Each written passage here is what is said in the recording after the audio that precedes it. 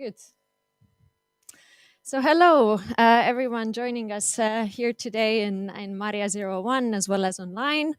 My name is Silja Sepp. I'm the Deputy General Manager at MyData Global, also serving as the programs lead at the organization. And I'm really glad to see you all here. We've wanted to have such kind of an event for a long time already that looks into the interactions of data, personal data, smart cities, and specifically the built environment.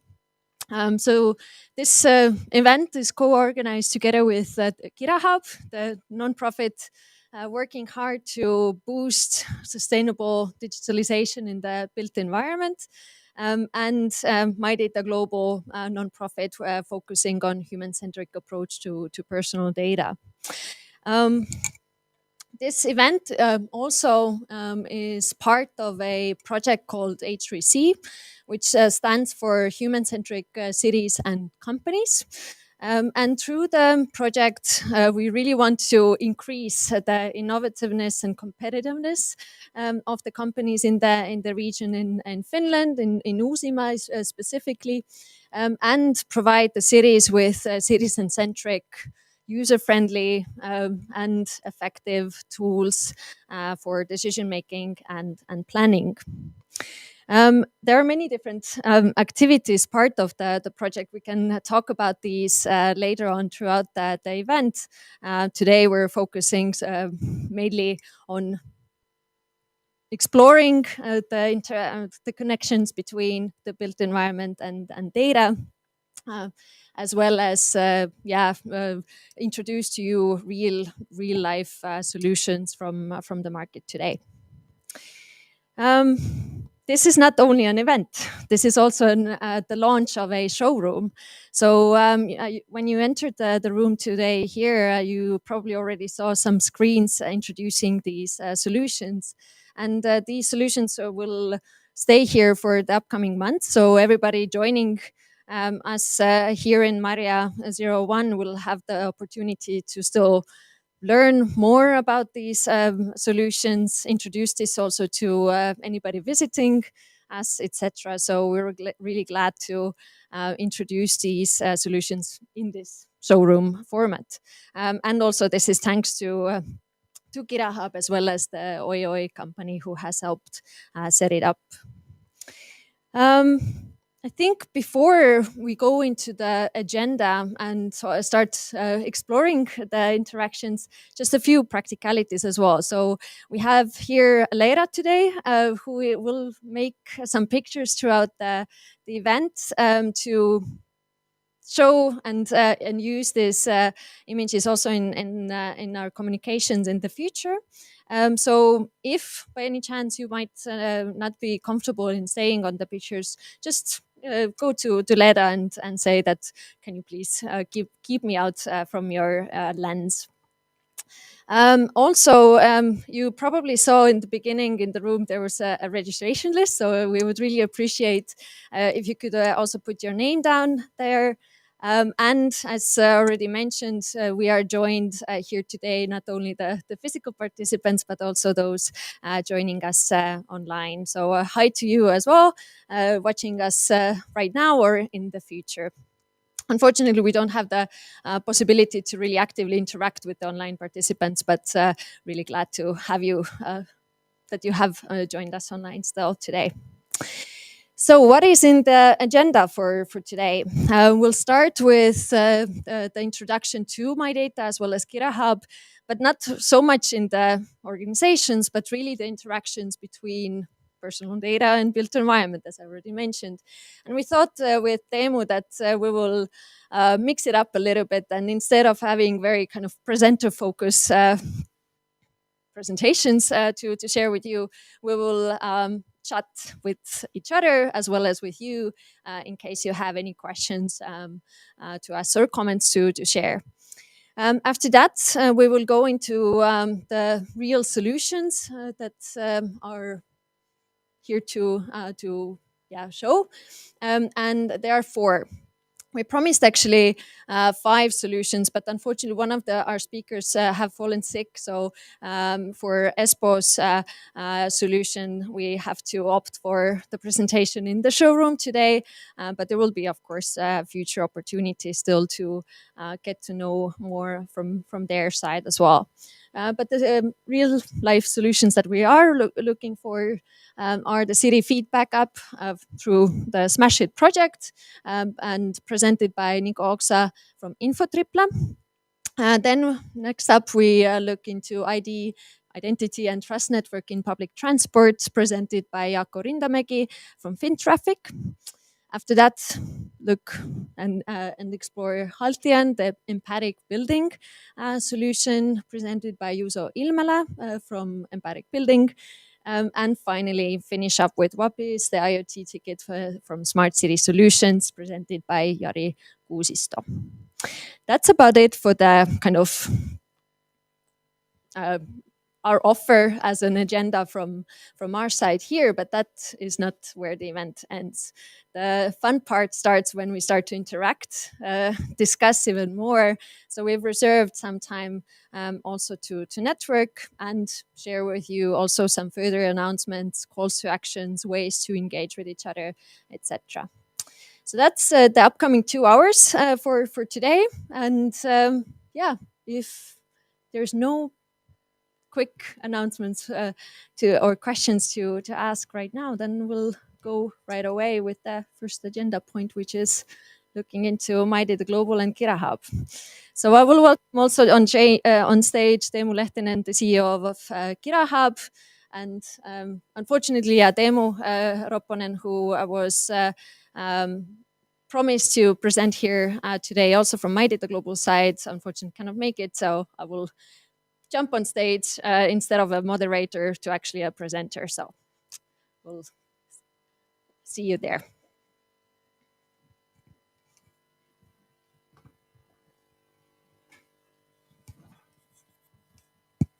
All right. So yeah, we know KIRAHub quite well, but those who are joining us for the first time, Teemu, could you share a little bit more about what KIRAHub does and what you've maybe learned throughout the years that you've worked for KIRAHub? Yeah, of course. And first of all, great to be here together with you guys today. KIRAHub is a non-profit association, kind of like an innovation hub for the built environment sector. And our mission is to accelerate sustainable digital transformation of the whole built environment. So it covers quite a lot of different things. We work with cities and municipalities and their kind of city planning, land use planning, urban development. We work with a lot of different kinds of companies, big, mid-size, small startups, covering kind of design, architectural design, structural engineering, and that kind of stuff, construction, then use and maintenance of buildings and infrastructure assets. And so basically all different life cycles of our built environment, covering everything. And then, of course, we focus on the digital opportunities there. So how can we actually manage our built environment better with data, with digital tools? Not just, of course, the end user services is one important focus, but also kind of business to business operations and that kind of things. But yeah, our background is in actually the KIRADIGI program from the previous government some years back, and then after that program, the stakeholders wanted that the activities will continue in some form and founded KIRAHub to continue that. And now we've been going on for 3 years, and it's been quite an interesting journey. A couple of highlights. Last year we launched, for example, the free online course together with Reactor Education, AI for Built Environment, which is kind of a follow-up course from the elements of AI, focusing on the built environment opportunities. And that's been a quite success. In the first 3 months, almost 1,000 people have taken the course. So So it was quite interesting. And of course, we also operate this urban tree space here at Mari 01, where we also stream this event now together with our space partners. Sounds really remarkable. Really, first of all, like when we look at the different domains, smart city is a big one. Then you right away kind of focus on the built environment. But hearing your short introduction, right away it seems that the field of work is not narrow at all. So there's many different opportunities to even scope what you do and how different companies and organizations can interact with you.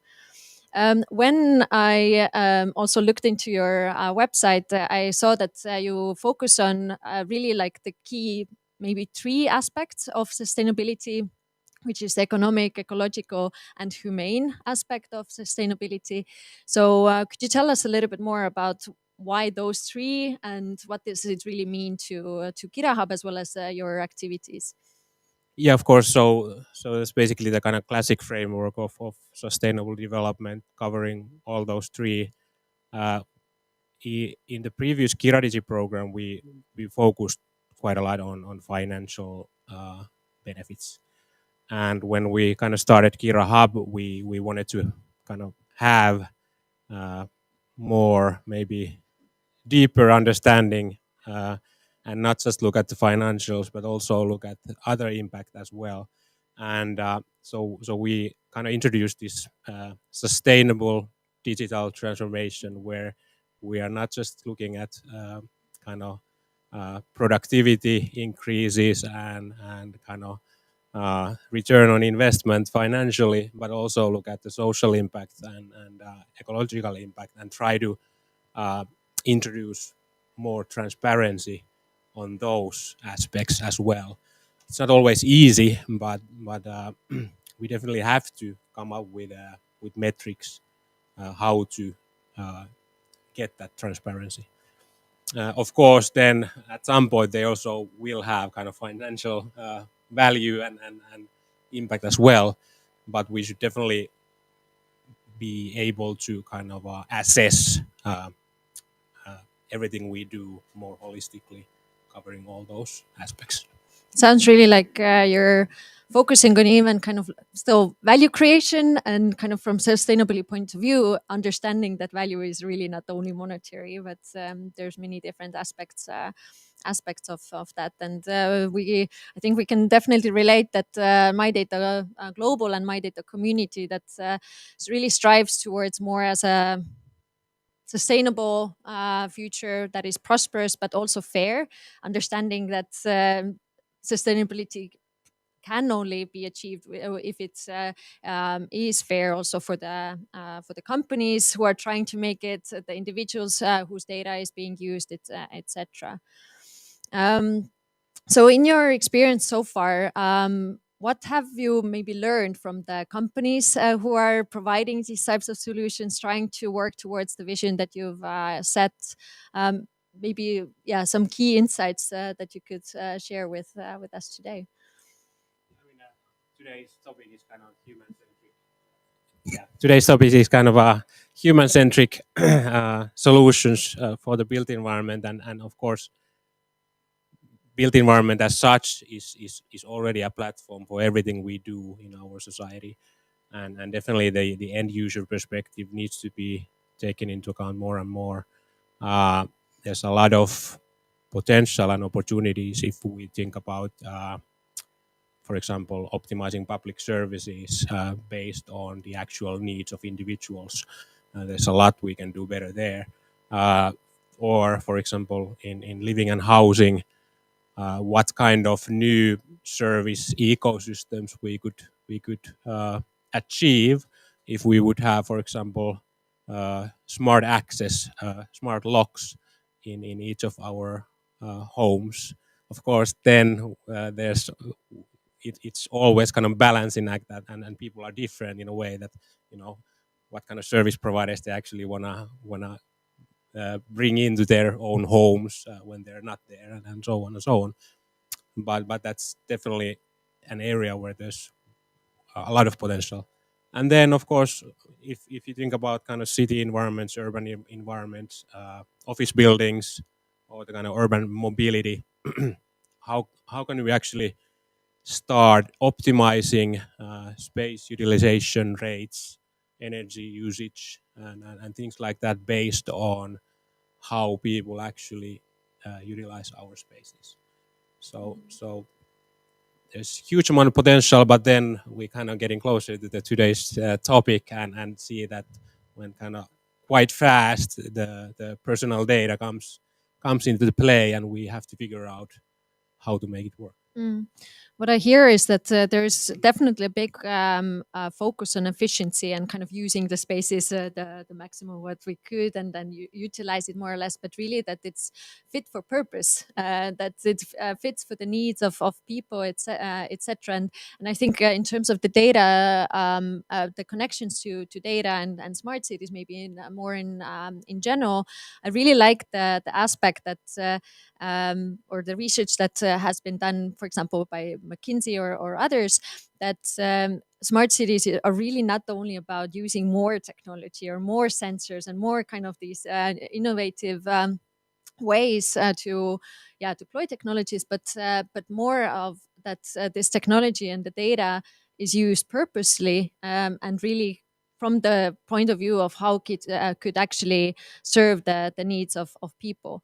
From my data perspective, I think what we definitely want to focus on is the human-centric part, and that opens up a whole kind of array of questions. What does human-centric really mean?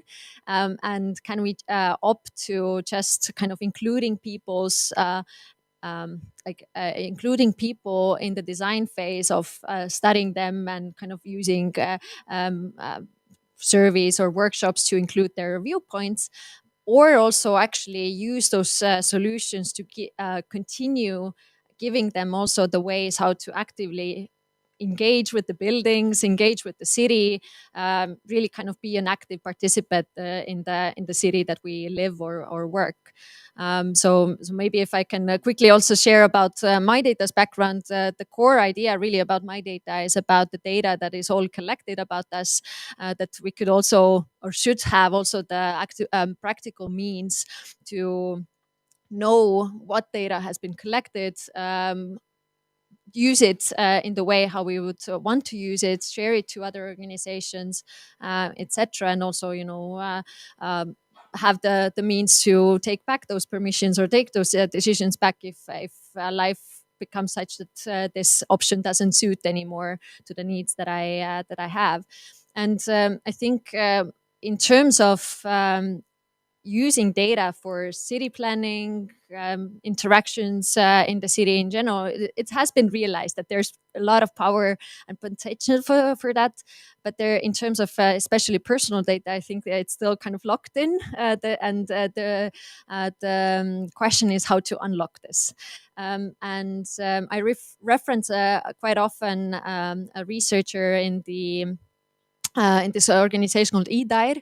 Amandeep Gill is his name, and he mentioned a very kind of catchy way of thinking about issues around data, which is 3 M's: missing data, misusing data, and missed data.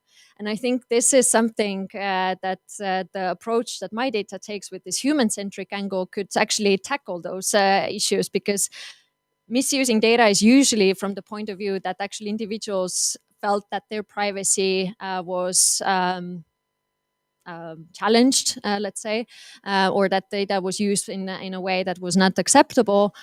For example, misuse of data is actually that organizations could have had access to this data, but we couldn't.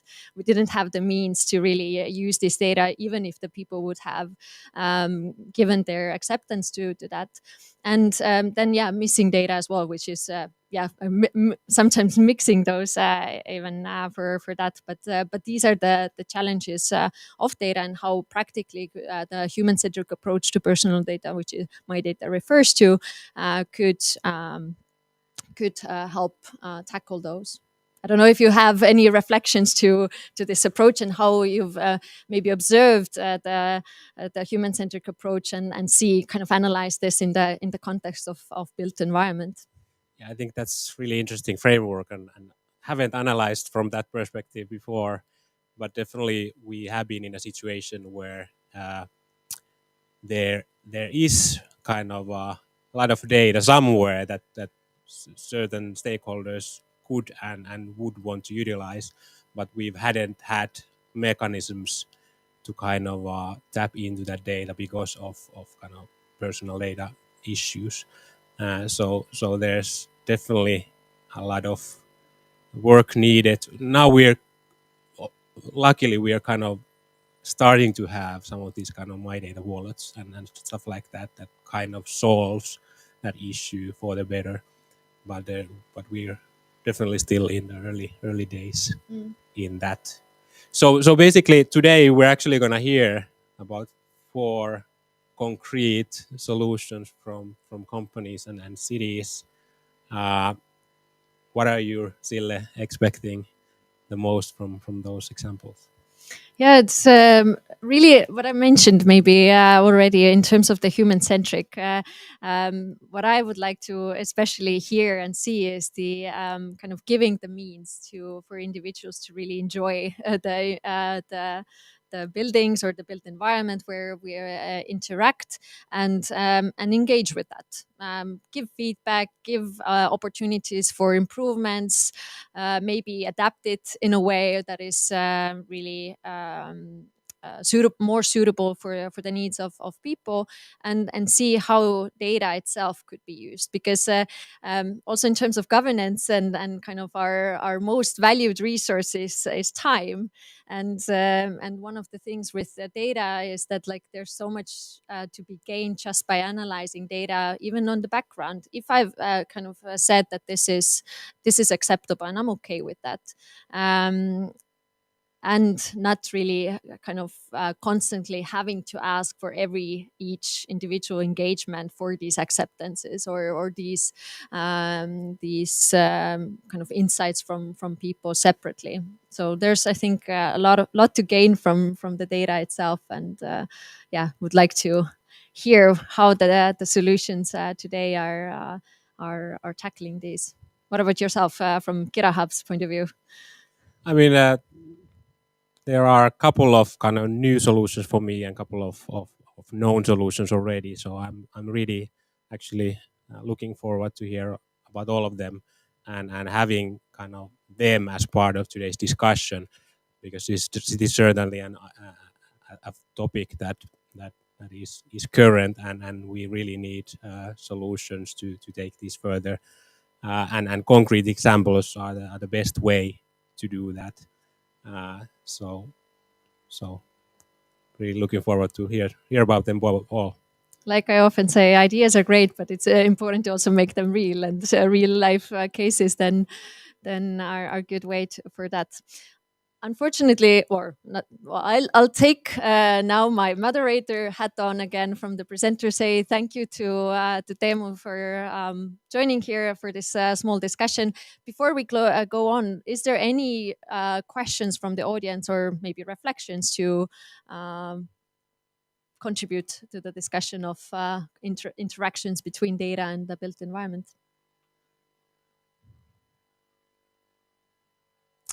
If not, and of course there will be opportunities to ask and discuss more later, then yeah, thank you, Teemu, and we'll then continue with the first solution, with the showcasing real life solutions. And we have first coming up the city feedback app by Info Tripla and Nico Oksa to introduce what is all about. How the presentations go is that every presenter has more or less 5 minutes for that. And after that, we will have some 5-10 minutes also for questions, comments, feedback. And really, the point is to look for these opportunities for collaboration and improvement of these sites. So please, Nico. Thank you. And thanks for having us here today. I have my colleague Eva also on the background. She will be answering all the technical questions. I'm more the sales pitch guy. So don't go deeply on those things. So InfoTripla, we have had a project related to this approach on how you the consent-based approach on the personal data management, and it's a part of the Smash Hit project. And on that project, we focused on having interaction with giving the possibility to city people to interact with the cities. So how they can really interact on the cities, and what are the possibilities on city to kind of give the feedback to the cities, how they can interact, what is happening on the city, what you can do in the city. So the idea on that one is that you have problems in the cities. Maybe you have a problem with the. I can use that one. Okay, good. Let's start on there. Sorry. So let's go first on a quick introduction of the company. I have been working on the company since last December, but the company is 20 years old. We have a lot of knowledge based on the data collections in the different kind of areas. We do data collection, processing the data, and we have application based on that one. We have a lot of things on the mobility and transport services, and also special products on those fields. And the city feedback app is the part of our product portfolio that we use today in this presentation. So the situation that many of times normally in the cities you have a situation that the people will notice that there's some problems in the city. Different kind of problems. You can see that traffic lights are not working. There are maybe some kind of road constructions ongoing on. The pedestrian sidewalks are blocked or things like that. The people who are walking on the streets can see this one. They want to communicate to the city, interact with the city, but the problem is that there's many city offices that need to contact. They don't have like a straight contact, and they don't know where to call and what to do on that one. So we came up with the solution, which is a smart city feedback application. So you can really see there's different kind of problems. You have problems with your holes in the road, very icy, so no de-icing has been done on the actual field. Environmental problems, there's outdoor paths that some trees are falling down, or in the winter time, the winter service haven't picked up. There's the roads are not cleaned, and the bicycles are still on their places in there. And also, you can see the whole picture of when you use the application. You can see that what are the other people's interacting with the application have been pointing out on the area that you are currently. And if you go more deeply in the actual application, what is the understanding of that one is that you download an application for your mobile phone, and then you can have these interactions with city. You have a feedback, you take a picture of the area that you are walking, you notice some kind of problem, and you share that problem to the city. I will, later on, I will show that how the categories are looking like. But the idea is that you can show that there's a problem, and you can get that information instantly on that area to the correct city person or city office. And the idea is that you can interact with the application, and you can improve your environment on that way. And you have still control over your own data. It's based on the consent and my data collection. And the possibility for city on this one is the crowdsourcing. Everybody's walking around there. Everybody has their mobile phones. They can give the feedback exactly when they notice these problems. So it's easier to the government offices or the city offices to understand that what is going on the field. And it's cost savings for the cities because they already get this information from the crowd that is walking on the streets or driving a bike or whatever device is on the streets. And then you have different categories when you have a problem with the traffic, public transport, or if it's a problem with the other areas on there, you can do different type of feedback on that one. So you select main category, what kind of feedback you want to give to the city. And then it's transferred to the correct city area of the responsible people.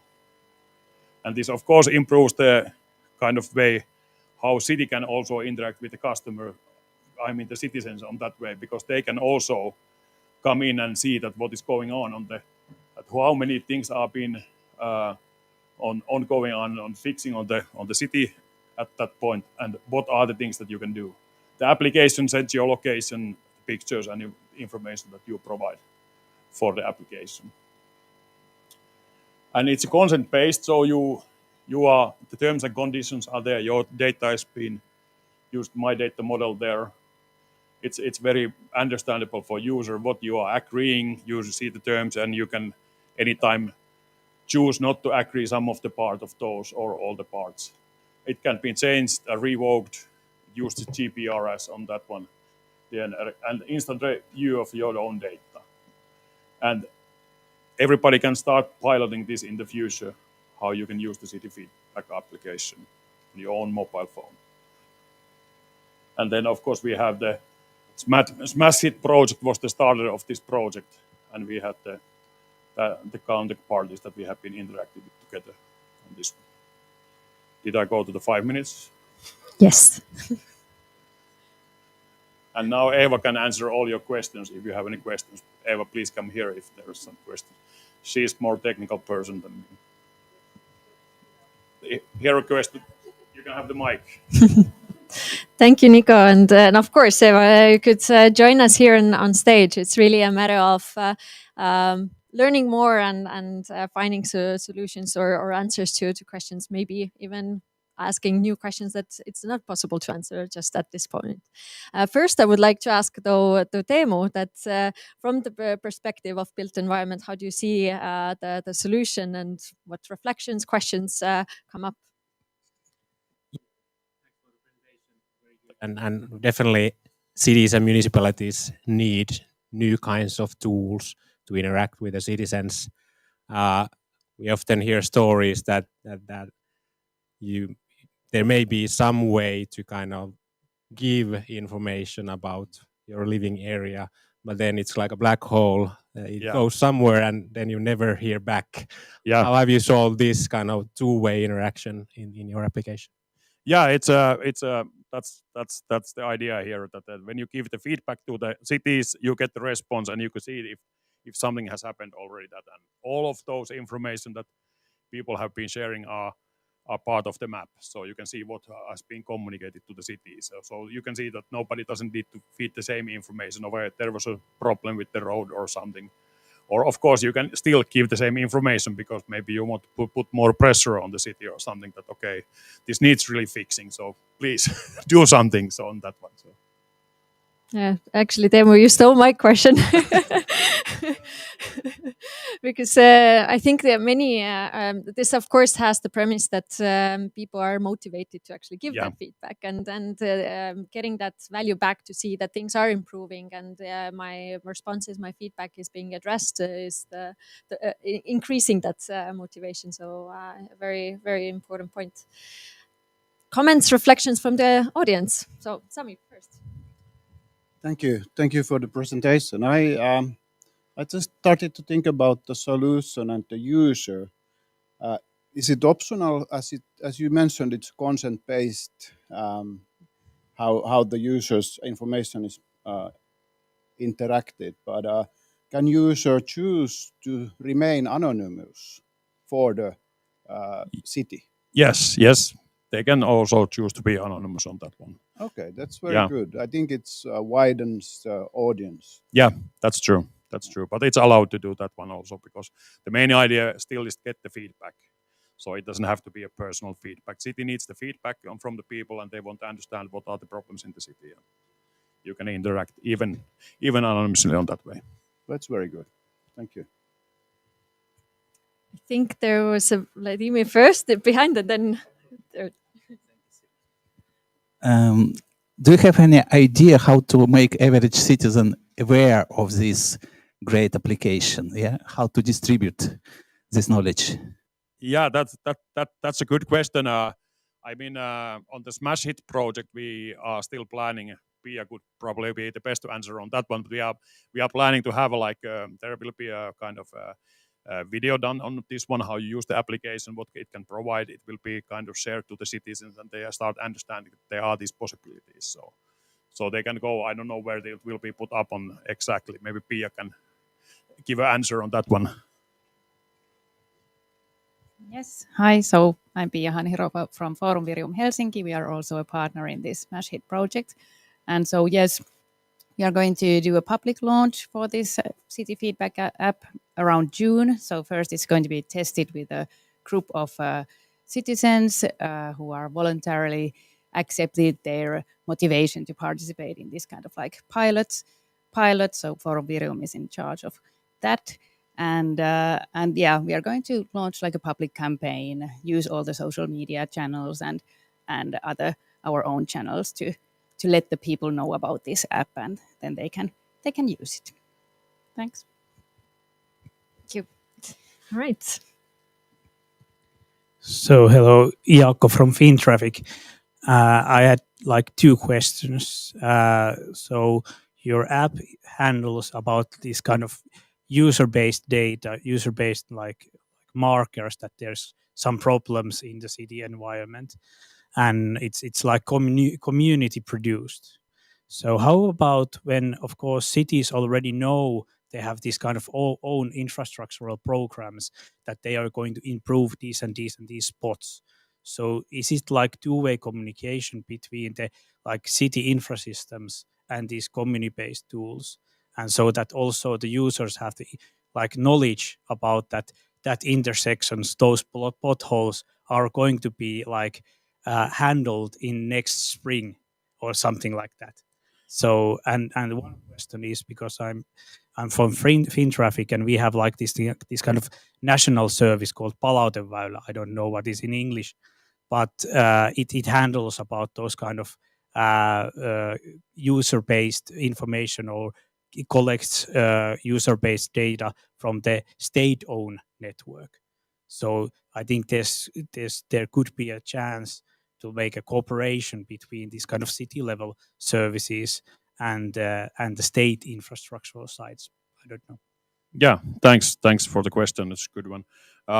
Yeah, basically, I need to give a little bit broader picture on the things that in Info Triple we do lot of data collection from the road services and road things also, and it would be possible to kind of show already the planned information and that kind of stuff. It's not been part of this project, but we could merge those things together. We have the data exactly already basically in our databases, so it's just kind of merging different components that we are existing today and combine those. So it's a very interesting part of that one. And of course, when somebody is interacting with when the city officer is interacting with the information that's coming in, they can see that it's been on the processes. They are processing, they are doing something with, but you cannot see that if there are pre-planned things ongoing, they are not part of the application yet. But they could be, because we have the data available. So it's just merging together more the big cloud data that we are having today on our systems. Thank you, Nico.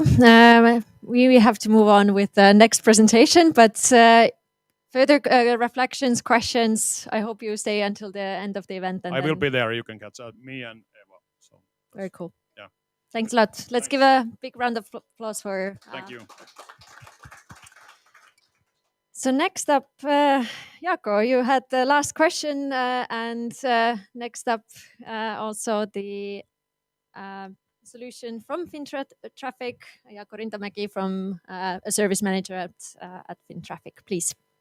So thank you for this chance to speak you with some, like, this is not to be specific, this is not at the moment a real life service, but we have like co-developed the concept model of how this kind of new ID based solutions and this kind of trust network, MyData based trust network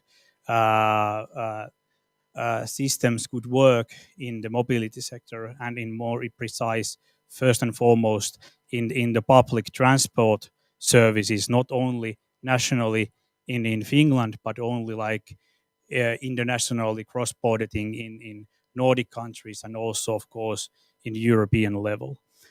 And if you are like thinking about what is the this kind of basic things about ID. It's about the problem is like you mentioned it's about a transaction. you you are like giving your identification for the use of the service and get some privileges directly from services if it's mobility service, of course. And there's like these kind of problems that when you are sharing your ID with the service, you are sharing with payment information, your monetary information with the service, and you are also like sharing how's your monthly or weekly or daily mobility pattern is used. So there's these kind of three levels of things: identification, monetary issues, and then what are you doing with the services. And if those all three are combined, then we are in a bit of trouble, because not, for example, EU level legislation, GDPR and whatnot, is not compatible with that kind of model, because and why and one question is why, for example, different service providers are using this kind of deep integration in your personal data to give you something like very mundane, like public transport ticket or monthly ticket, that is like totally unnecessary in that point of sense. So to my question is that why this kind of EID and data wallet is an issue in multimodal transportation services. One first thing on that slide is, of course, is that it's based on a regulation. We need to have some sort of new model in EU level to make these kind of business-based or business to private, business to user or business to public sector transactions safer, faster, and more efficient. And also to make the transactions of identities and, of course, some other transactions as well, other as IDs, like commonly used and also like EU level wide. And and in public transportation in recent years there have been quite a drive to the multimodal services and also account-based ticketing like initiatives and services.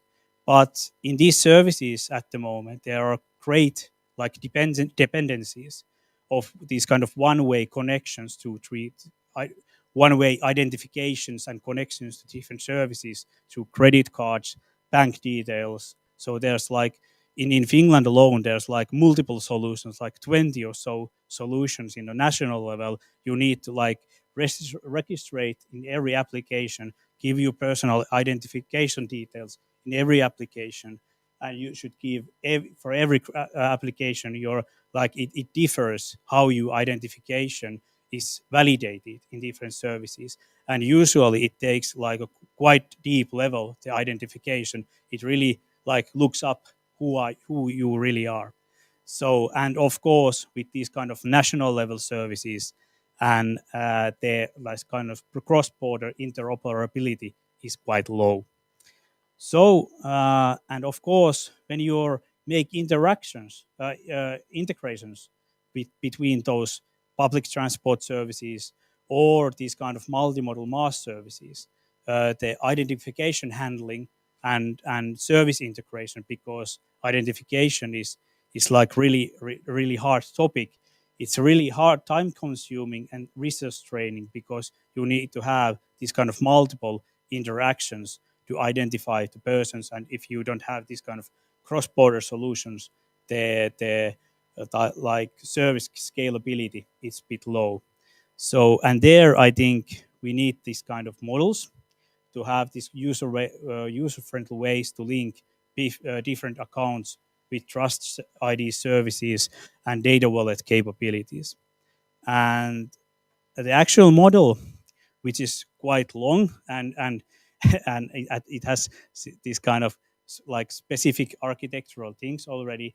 And if you're more interested about this EID thing, we had made between several different entities with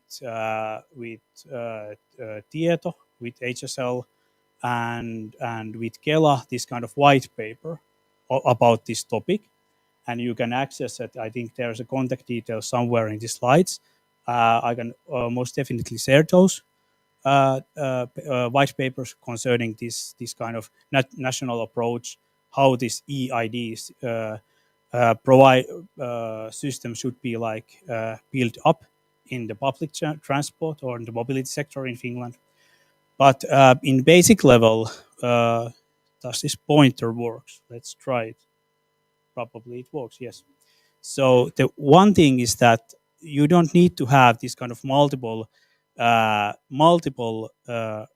identification services. You should only have like one digital wallet with like which like needs this kind of identification. You need to identify one time in the process, and then you as a customer grant access for this operator to have validate the certain amount of data from yourself, and you receive this kind of ID token that you have already been recognized, identified, and you as a person from this and this area, and you have rights from this and this and this and services, and you receive this kind of one-way ID token for that. And then when you go process in even further, there's like and you're going to buy, for example, and that ID is shared through the trust service network. And when you are buying services from different MSPs, mobility service providers, or PTAs, public transport authorities, they only need to check your ID token, not your personal identification or anything, because everything relevant for you to purchasing the ticket, make that kind of multimodal journey, is validated already once, and that ID token has like this kind of period to be valid. So this basically this model completely eradicates these different parts. When you are going to make a travel, you need to like make IDs and so in different applications, for example, or different service providers. So that is the basically that model that we are now pursuing with the several entities here in Finland and also in Nordics. And there's not this just like an example how to make that kind of service, and also with that kind of ID handling, you can also connect other services as well, not only transport services, but these kind of relevant services, for example, your trips and so on. But that is basically my EID presentation. Thank you, Jaakko. Very, very interesting. And I think the beginning, what you mentioned also, that this is about identity, this is about data, but it's mainly about trust. How do you trust actually whose data are you, or not data analyzing, but how do you make sure that the tokens or the connections that you're wanting to use would be actually the right ones? Again, Teemu, the representative for KIRAHub, how do you see this working for the built environment, and what reflections you have? Yeah, I mean, I certainly see the thing like this, the need for this in several use cases. For example, charging electric cars. There's like tons of different operators, and you need like an account for each of them. And you need to share your personal like information, each of them. Yes. So why do they need that personal identification? If you just if we have this kind of model, where we can agree that this token is enough for them. So Definitely. they only validate that token, not your personal identification. Yeah. There's actually one interesting question at online at the audience, kind of regarding this. Could this be integrated with route planners and those kind of services, where with this they could actually become their own MaaS platforms in that sense? Probably. I haven't like studied that kind of model, but there's no like any limitations, and what I'm fearing at the moment, because EU is making this EDAS based models and it pursues in different like sectors these models, these MyData or EID models. I'm a bit fair of that there's going to be like several different like trust networks which are only like sectoral based. This is for like commercial, this is for banking, and this is for transportation, and this is for logistics and so on.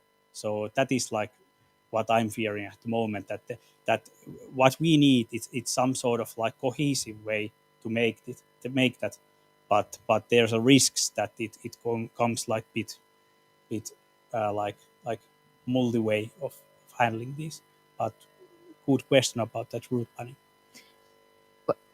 Quick remark on the, I think we all like answers of probably, because that means that there is then room for exploration for that. Regarding the comment that you made and the fear actually for these different solutions or for these type of trust networks, one of the thing or questions maybe that is that how much, how likely or what, to what extent do you think that these different different networks can interact with each other and coexist, or would it be something that it's just there's need to be agreement on one or just few of these networks that would be then used? Because I think this is a shared one that there's a lot of value to be gained if you really cross-link data from different sectors and domains, and yeah, if it's so sectoral, it puts things in silo. My hope is that the like base level solutions for this, they are based in like common market architecture and common market trust networks. But that doesn't include that there can be like these kind of needs things, like needs networks. But what EU pursues in this common market ideology. So I really want that also these services are like more cross-border, more international, but that doesn't exclude these kind of niche services as well. I don't know what there could be, but still. Yeah. It's one of the shifts that we talk about in MyData, from closed to open ecosystems, and this is exactly the point, that like how do you see how things could be cross-sectoral, cross-border, etc., and looking for solutions for that. Comments, questions from the audience? Let's go this way this time. Yes, sorry. I'd just like to know, Sweden uses the bank ID system, which is somehow creeping into, the latest I noticed was at the Reco market, buying fish, you could use your bank ID for that. The only problem with that is that you have to have the Swedish personal registration number to be able to have it. Yeah. How much would the Swedes need to work on bank ID to get to where you want to be? First and foremost, I don't know deeply in the Swedish bank ID, but the main thing is that that when you have this is like should be like disconnected from the bank identification systems, and also like being able to like also identify yourself in the banks. But first and foremost, the main thing is that these data wallets and identification services, they like you need only like having there you should have this kind of personal identification with this kind of very deep level. But when you have made that first step and have that data wallet ID tokens, then that ID token should be valid in different services, and you do not have to like share your personal numbers or your personal identification in anywhere. And that is like the main thing, that you share only like a patch of numbers, and that is you, and there's no absolute connection with you as a person. Like in personal ID, there is this deep connection with that number series to you. I think I saw a hand somewhere there as well, no? No. Okay. I think we have one room for one more question or comments, though, if anybody has. Yep. Yeah, sorry, I'm a bit late because of other things, but I just wanted to say that, okay, at European wide, we have had this Corona pass that Yeah. it's sort of like it's somehow agnostic. So, and then still there are countries like Spain that you actually have to validate your Corona pass. Some airlines, you have to do it digitally, the validation. And then in Italy, they have an other system where you actually are supposed to register, but then it's useless. And then you still use your Corona pass. But just, that there is this kind of like cross-border identification system in place, but it's only, and I just wonder if something could be just developed, on that platform. And there are other countries as well there, not only the European Union countries. Yeah. But of course, behind that 3D bar of Corona Pass, there is your your personal IDs. There's your name, and I'm not sure, but was there also like social security number or something like behind that also? Thank you, Jaakko. Let's give a round of applause again for FinTraffic's work and Jaakko. Thank you. Thank you. I think I'll just take them both. So next up, we go forward with empathic building, and Juuso Ilmelä, please share with us what is going on in that regard. Thank you. Yeah. First of all, thanks for introducing me and getting me here. Which one? Right. Yeah. So I'm here to present to you a little bit about the empathic building and how the empathic building solution is. It focuses on improving employee experience, well-being, and happiness. So it's a complete end-to-end smart solution that combines technology. Oh, there's not all of those yet. So now. So it combines technology, culture, and physical space into one. So providing the really superb end user experience, and that's kind of the key what we are actually providing. But at the same time, when we are providing this, we also deliver the key data for operational excellence. So there's a lot of data that are collected and provided.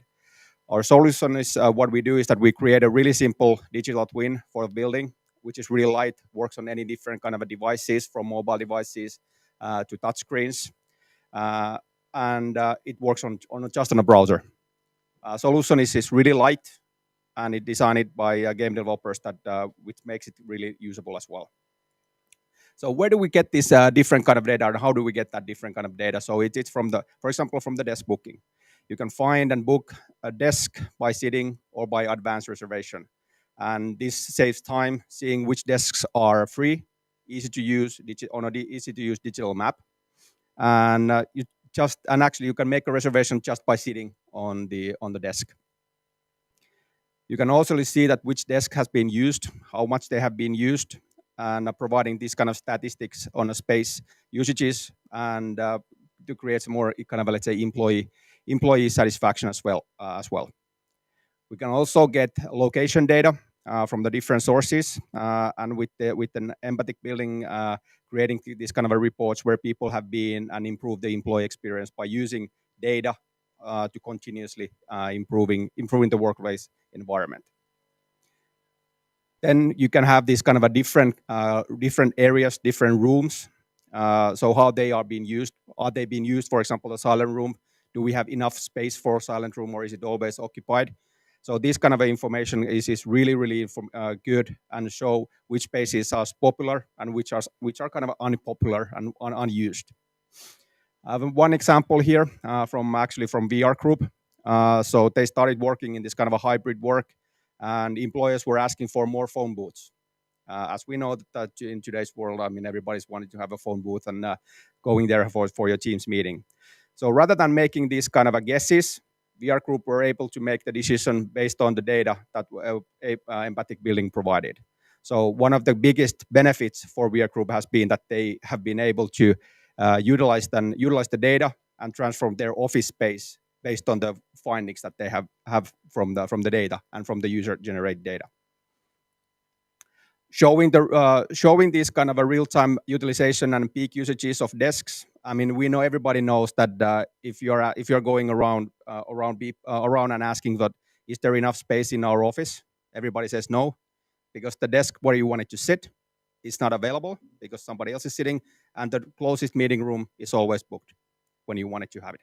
So this kind of information is super useful for everybody, not just for the end user, but also for FM, building owners, and so forth.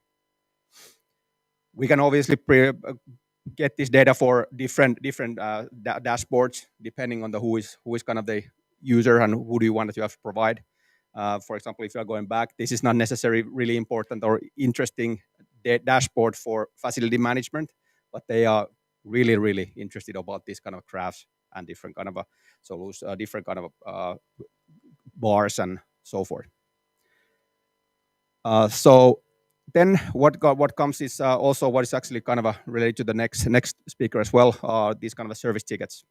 So when you have a free kind of a text, where is the service tickets? It's kind of used, it's kind of lost in the ticketing system. So when you can actually check it on these different kind of floor plans, showing that what is the issue, you can actually upvote it them and make it a little bit more urgent.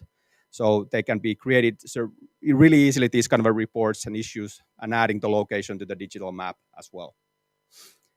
And then this all, again, saves time, improves the transparency, obviously. So you don't have to do multiple different tickets for the same problem, and enabling the employees to also raise these items really smooth on a daily office life.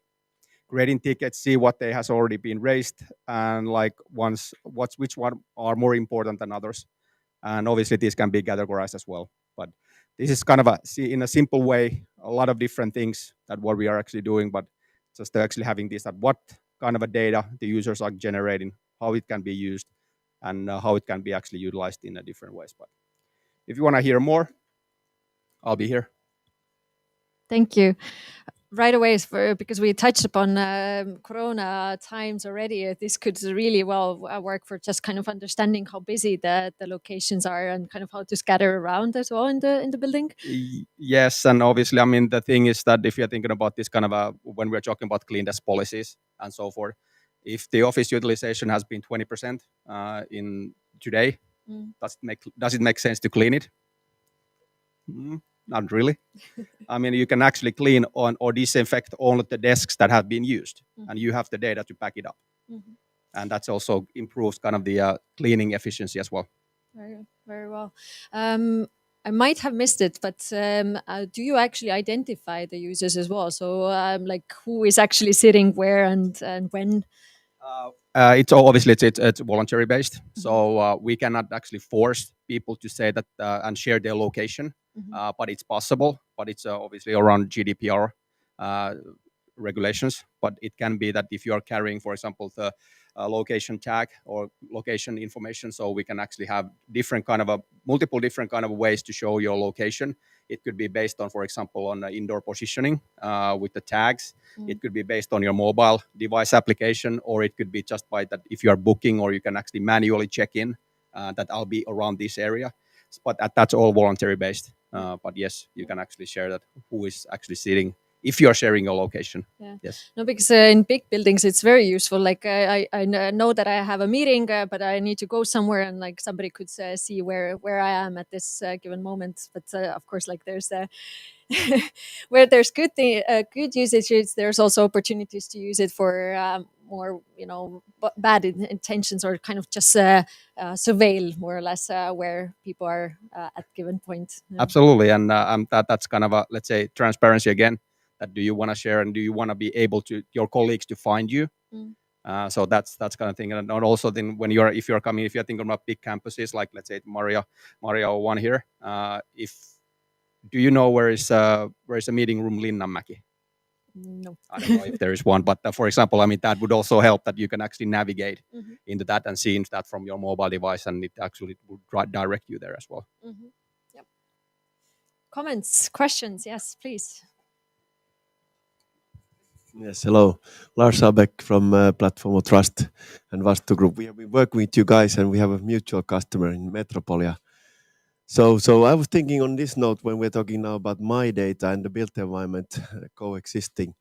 So I was thinking about what could my data actually add value in this context? Could we get more tailored services via empathic building, basically bringing up individual interests or other actually solutions that could add value, but would not be like exactly now in empathic building, but would be sort of around the office where the users are roaming.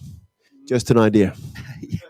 I'll have to actually bring that up to our technical team and see that how no problem. But obviously, I mean, how we are seeing that we consider our software, so the empathic building software, kind of a, let's say, hardware agnostic, data agnostic in that sense. So it's not that it needs to be some specific data or some specific thing. It's just that what is the useful and how useful that would be for different stakeholders in the building, or is it useful for end users and the building users? So, but I don't know. Could be. There's some ideation workshops needed as well, like how this data could be used in other cases.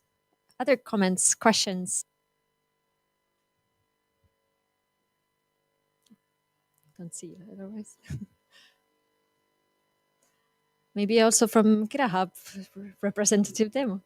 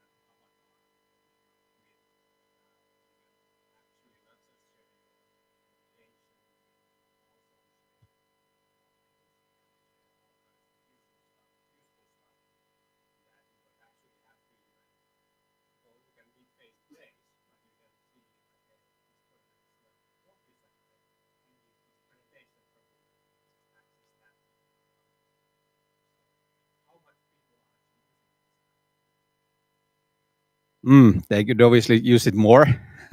And also the same thing is, for example, if you have some specific skills, let's say that, then you can actually see them on your own profile. And by clicking that, okay, now there's who is this? Especially if again, coming back to this pandemic time, I'm pretty sure that a lot of people have been changing their work and they have never been in the office to share this. That okay, who am I? What I'm doing? But yes, it would be. Then there are a lot of different use cases that can be utilized and being used, and sharing different kind of information about yourself. When are you working in the office? Are you working on Mondays, Wednesdays, and Fridays? Or this kind of information is really valuable. But again, and then could that be something that you can actually then again provide back to the facility or real estate people and said, okay, now we don't have this many people, or to the cafeteria downstairs that tomorrow we are expecting to have X amount of X amount less people, so maybe you should not prepare that much food and so forth. So those are there are a lot of different use cases, and actually those kind of what we are seeing is that there are more and more companies creating these kind of use cases, and they are figuring out that hey, we can use it this way, which is also new for us, that we have not been thought about it. But Very interesting use case. Otherwise, I see there's a lot of potential also just analytics and simulating different types of buildings, etc. And how, yeah. So good luck in in the next efforts and then seeing where this data could be also used. So round of applause to empathic building and USO, and we then continue with our last presentation today on Vapis, and Jari Kuusisto is joining us actually online. So Teemu, maybe you can help. Is it? Okay. Yes, hello. This is the talking head from Vapaa, Jari Kuusisto here from Vaasa, energy capital of Finland. Yeah, uh, thanks first of all, great presentations. I think the city feedback app, I think it's a really interesting thing, and this crowdsourcing, it's something that could be quite interesting to collaborate with, and also this building. I mean, this Haltian presentation about the emphatic buildings and stuff like that. It could be really interesting to collaborate. Yeah.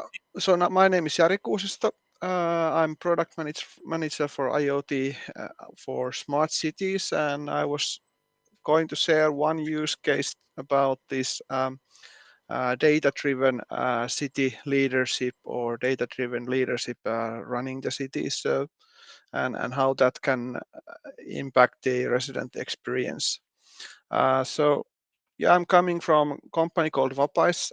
It's Finnish company, over 350 IoT and AI experts around Finland, and we have been basically coming from the industrial sector. We have been transforming industrial companies through digitalizations over 20 years, and that's kind of where we are coming from. And one of our products that I'm going to talk about today is called IoT Ticket. It's this kind of IoT for everybody solution where you can easily build dashboards, applications, and stuff like that to for instance, for data-driven leadership solutions. And it's basically coming from this industrial background where we noticed that there are many companies who have kind of different needs in business perspective, but in the end the technologies and the basic needs of IoT sector for digitalization, they are quite the same. So that's kind of where we realized that okay, this is something that we should look into. And yeah, we are also using this IoT ticket for these smart city solutions and data-driven leadership. And today I was going to tell you about this case story, what we are working in with the city of Tampere. So basically, Tampere is the largest inland city in the Nordic countries, and the city works as a center of Finnish industry and innovation. And basically, we have 10-year long contract for citywide IoT platform solution, and we are working as a partner, as a IoT and AI partner for city of Tampere for this 10 years period, and developing different kind of data-driven leadership solutions for the city. That's kind of where we are at. And the first use cases we started with was this whole city lighting solution, where we are optimizing the city lighting energy consumptions in the built environment, and making sure that the the lighting is also safe. So that's one of the use cases we have started. And then the other one is about the urban area maintenance that I will use as an example for today's use case. So basically, the platform is kind of this common data platform for city-wide IoT solution, where we have this IoT ticket innovation toolkits, and then also a data marketplace for data sharing, and also enabling.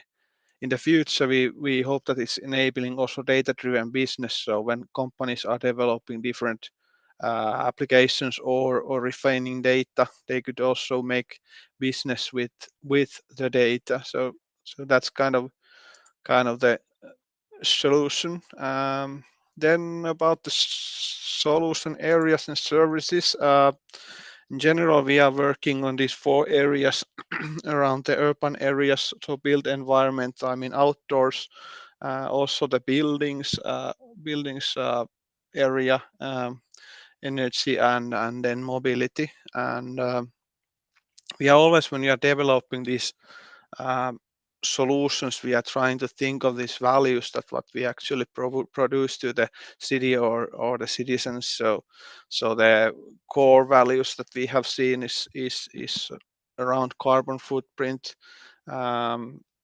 That's very big driver there. Also cost optimization and getting then better service with the same money for the citizens and better citizen experience. And of course safety is very important as well. In today's example, I thought that I could share a little bit about this outdoor area insights that we are developing together with City of Tampere. We are basically trying to optimize the outdoor area maintenance around the city so that there would be kind of predictive maintenance planning that would save costs, would get kind of safer and cleaner city for the citizens. That's kind of the target behind this development that we are doing, and that's also a little bit related to this personal data. So we are exploring at the moment also possibilities to use this kind of end user information for improving this service. And in Tampere, there's this Tampere Finland application, end user application that's available. And basically, we are exploring how we can bring relevant information to the citizens from this kind of data-driven leadership platform to the end user apps. So basically, real-time statistical utilization rate information or condition maintenance data from the different city areas, such as parks, outdoor sports areas, and so forth.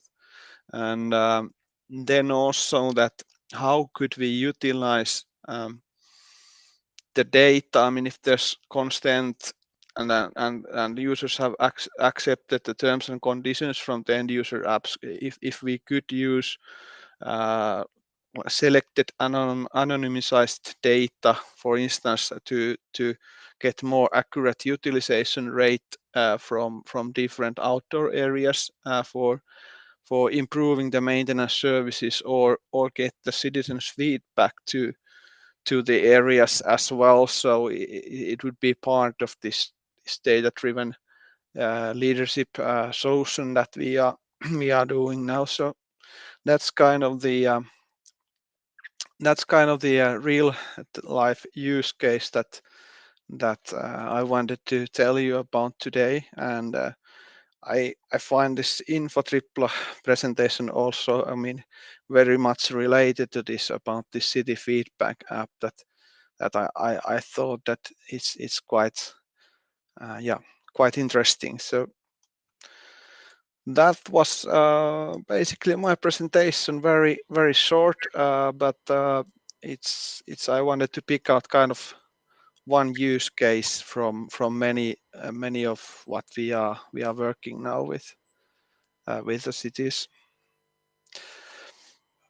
Thank you. Thank you, Jari. You quickly mentioned also the plans to connect with the data about people or people themselves to connect further information like feedback, for example. Wonder also, like, what have you kind of considered or also worked on in terms of IoT, as we know also that the border between personal data and data from IoT, where it's monitored, for example, the interactions from people, is kind of fading, and it's sometimes not very clear to say whether it's just data about the environments versus actually data about the interaction with how the people use it. So I wonder just if you've also discussed this, explored this in Vapais, and see any potential use cases for that is actually coming from IoT devices about the people. Yeah, I think it's an interesting angle, and I think that is something that we haven't been discussing so far. We have been quite focused on this kind of data-driven leadership solutions, that how we can bring the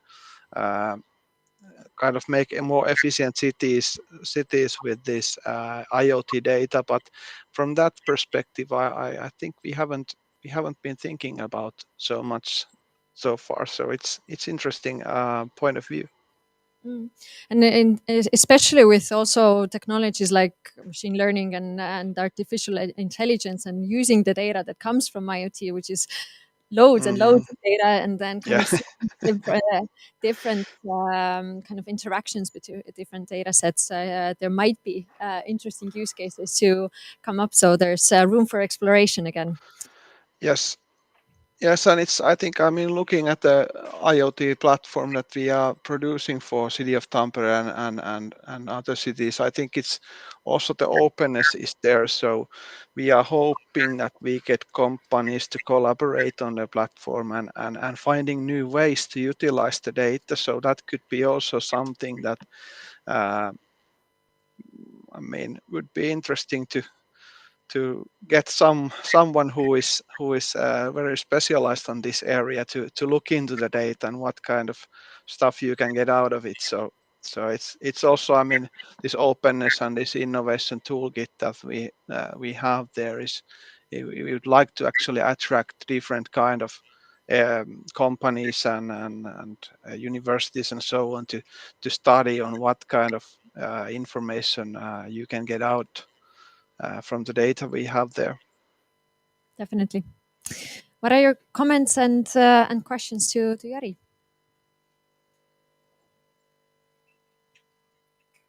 Yep, Teemu.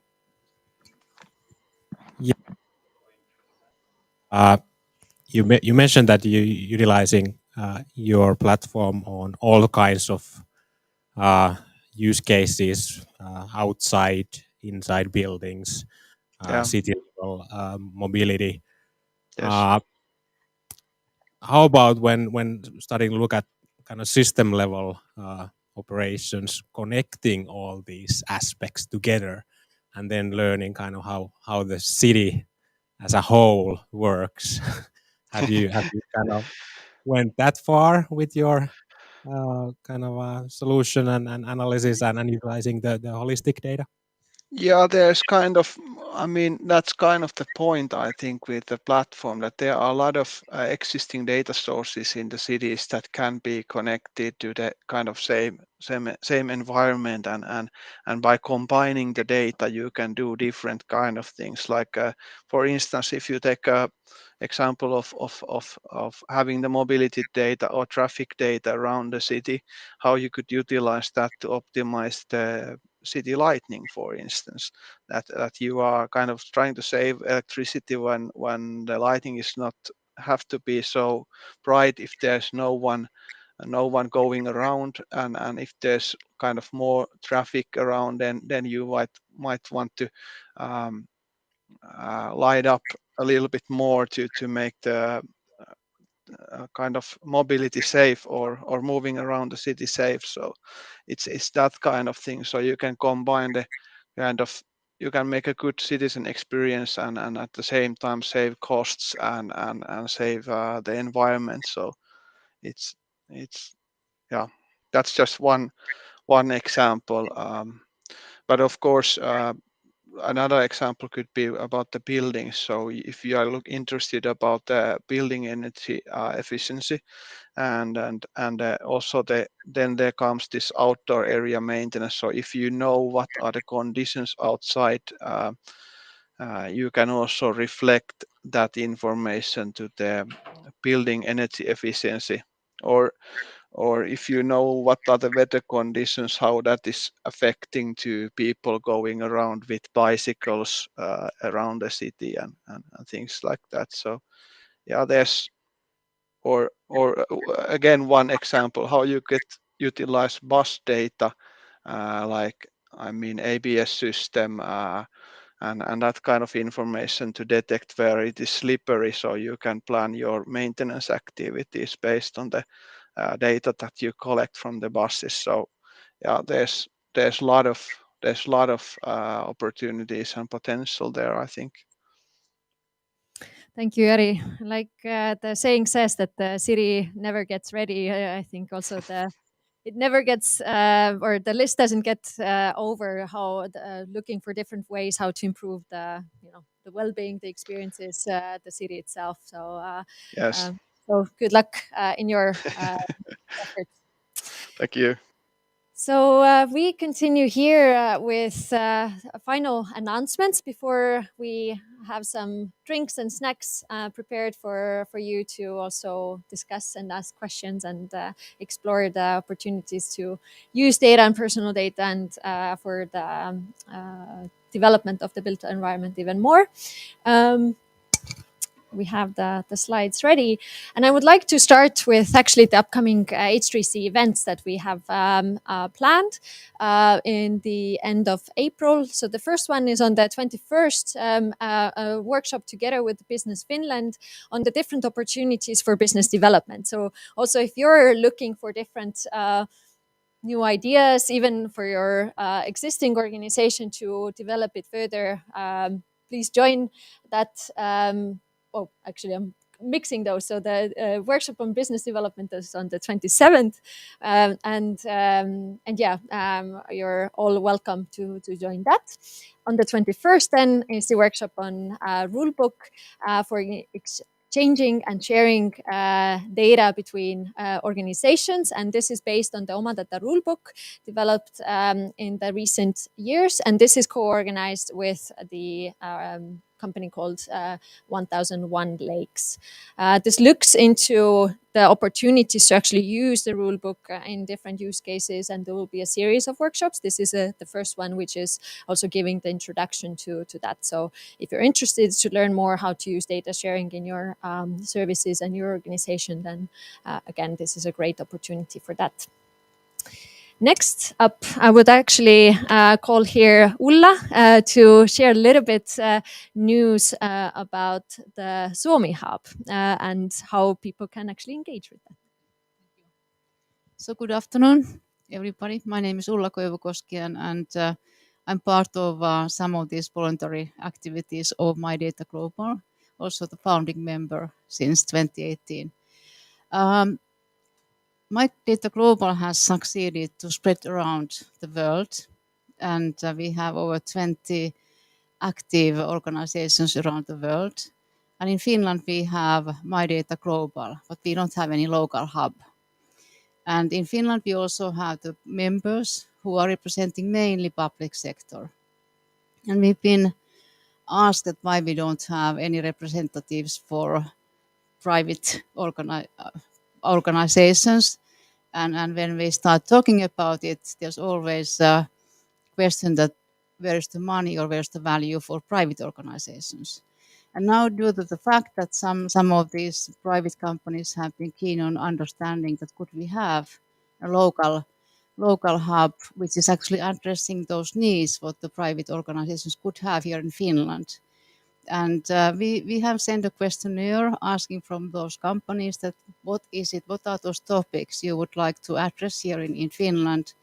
And the questionnaire is still out, and I understood that we will share it also with the participants or then with those people who have been registered to that. So kindly answer those questions, that what are those topics that you feel that where you need help, because having a local hub doesn't make sense if there's no need. So we need to understand that why would we establish it, and what are those key topics, at least in the beginning when we start, so that we can add value to the private sector. So that was a commercial break by MyData Global. Thank you. Thank you, Ulla, and thank you for the initiative also to set it up, because indeed this has been talked for years. Where is the Finnish hub, the Suomi hub for MyData as well? Indeed, we're the MyData Global as an organization is focusing mainly on international arena, let's say. And finally, what I want to also share with you is the news about MyData 2022 conference that is coming back again. For the last 2 years, of course, there was more challenging times to meet in person. We did have an online conference in 2020, but it hasn't been in Helsinki since 2019. So we're really glad and proud to have it back in Helsinki, happening or taking place in just before midsummer, so 21st and 22nd of June. If you're interested to come, you will be joined with more or less 500 people from over 40 countries. These are the ambitions and we believe very realistic ambitions based on the numbers from previous conferences. And as mentioned, MyData is definitely an international thing, and that's why we see so many countries are represented. And to say a few words also about the topics that will be discussed. Here you see 13 different types of topics that will be brought up in the different program. There will be different workshops, presentations from keynotes, guest speakers, etc., on topics like infrastructures, for example, data ecosystems, but also the human-centric design, governance and standards, making really the rights that come from legislation actionable with practical means, and then looking for different use cases, either in the situations of crisis that we know are still here in the world today, smart cities, digital identity, etc. So there's abundance of different interesting topics coming up at the conference. And just to come back to the main topic, it's all focusing on really catalyzing these fair data solutions that we see emerging from the market and really boost those. So we focus quite much on the business side, but of course other perspectives from legal and tech and societal as well. So this is the conference, and want to also share with you that if you're interested in coming to speak and showcase and present your solutions or your ideas, the call for proposals is open right now until the end of April on the 24th. If you go to the website 2022.mydata.org, you will also find more information about the program as well as how to actually submit your ideas for the program. So hope to see many submissions from you as well. And this is it from us for today. I hope this was interesting, thought-provoking. At least it was for me, and really looking forward to share some ideas, ask some questions from you even further, and look for these potential possibilities to collaborate in the future to really combine those different angles from MyData and KIRAHub and built environment. So thank you all, and please join us then for some drinks, snacks, and chats. Thank you.